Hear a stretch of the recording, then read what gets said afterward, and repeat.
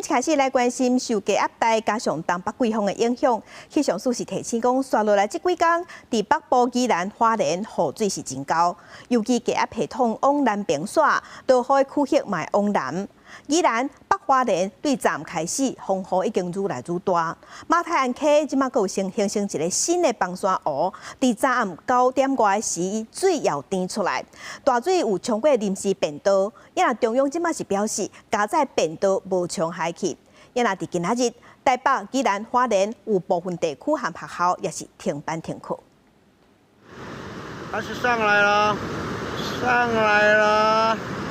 大雨过来，马太安溪新的崩山湖，伫拜日暗时9点外测到第一波遗留信号。无偌久，大量雨水加树花通过马太安溪暗港便道，工程人员唔敢待去，中央也定性临时便道无被冲开去，跟来雨拿走灰。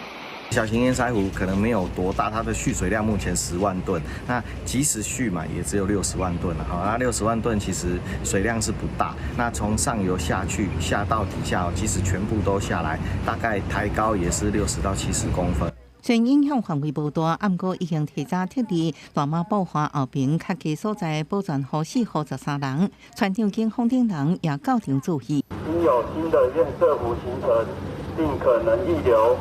请乡亲远离河道。低气压加东北季风的影响，气象署提醒未来几日，伫北部宜兰甲花莲雨势拢真明显，尤其低气压系统有向南的出现，宜花交界风力甲雨势拢会感觉愈来愈强。白天开始，这个尤其像是在花莲地区的一个雨势上，就开始会有逐渐增加的一个情形。那到了明天晚上之后，一直到后天的这段期间，除了在这个桃园以北跟宜兰地区的雨势还是会比较持续之外的一个状况之外，那在花东地区的一个降雨的一个几率也开始会有逐渐增高的一个趋势。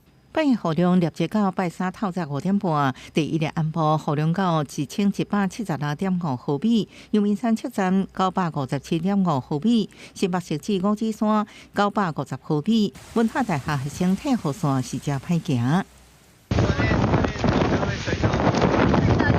我没有打，没有打。